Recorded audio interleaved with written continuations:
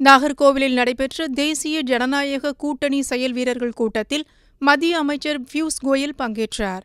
அவர் பேசுகையில், நிலக்கரி ஊழல், 2G ஊழல் என காங்கிரஸ் மற்றும் திமுகவினர் பூமியிலும் பூமியின் அடியில் இருந்து வானம் வரையிலும் ஊழல் செய்துள்ளனர் என்றார்.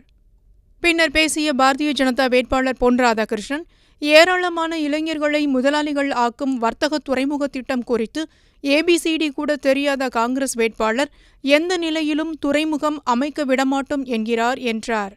இந்த தேர்தலில் காங்கிரஸ் கட்சியுடைய வேட்பாளர் சொல்லுகின்றால், எந்த காரணத்தை கொண்டு கன்னியாகுமரி மாவட்டத்திலே வர்த்தக துறைமுகம் கொண்டு வருவதற்கு அனுமதிக்க மாட்டோம் என்கின்ற வாக்குறுதியை மாவட்ட மக்களுக்கு வழங்குகின்றார். எவ்வளவு வித்தியாசம் பாருங்க. என்ன காரணம்?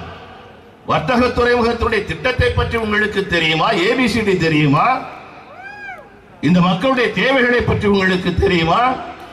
இந்த மாவட்டத்தில் இருக்கக்கூடிய இளைஞர்களுடைய எதிர்காலத்தினுடைய கவலைகளை பற்றி உங்களுக்கு தெரியுமா? எதுவுமே தெரியாது.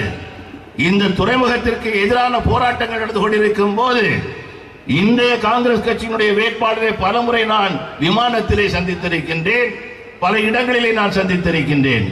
எனக்கு ஒரு நோய், யாரை பார்த்தாலும் கூட இந்த வர்த்தக துறைமுகத்திற்கு ஆதரவாக நீங்கள் குரல் கொடுக்க வேண்டும் என்று சொல்லுவேன். அப்போது இந்த காங்கிரஸ் கட்சியுடைய வேட்பாளரிடமும் நான் சொல்லி இருக்கின்றேன், தயவு செய்து நீங்கள் இந்த வர்த்தக துறைமுகத்திற்கு உங்களுடைய ஆதரவை தர வேண்டும் என்று. அவர் சொன்ன வார்த்தை என்ன தெரியுமா? கட்டாயமாக நீங்கள் கொண்டு வந்து விடுங்கள், கட்டாயம் நீங்கள் கொண்டு வந்து விடுங்கள். ஆனா நாங்க அறிக்கை கொடுக்க முடியாது. என்ன அறிக்கை கொடுக்க முடியாது? ஏன் கொடுக்க முடியாது? ஓட்டு இருக்குல்ல.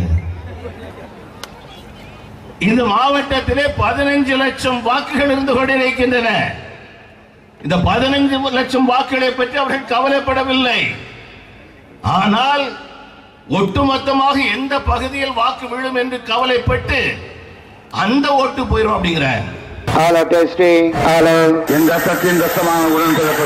என் உயிரினும் மேலான அன்பு உடன்பிறப்புகளே, செய்வீர்களா? நீங்கள் செய்வீர்களா? அத்தனை கட்சி கூவி கூவி அழைச்சு இன்னைக்கு கூட்டணி சேர்த்திட்டு இருக்காங்க. யுத்தம் செய்ய மாட்டேன்னு போயிட்டேன்னு சொன்ன கோவலைன்னு சொல்லுவாங்க.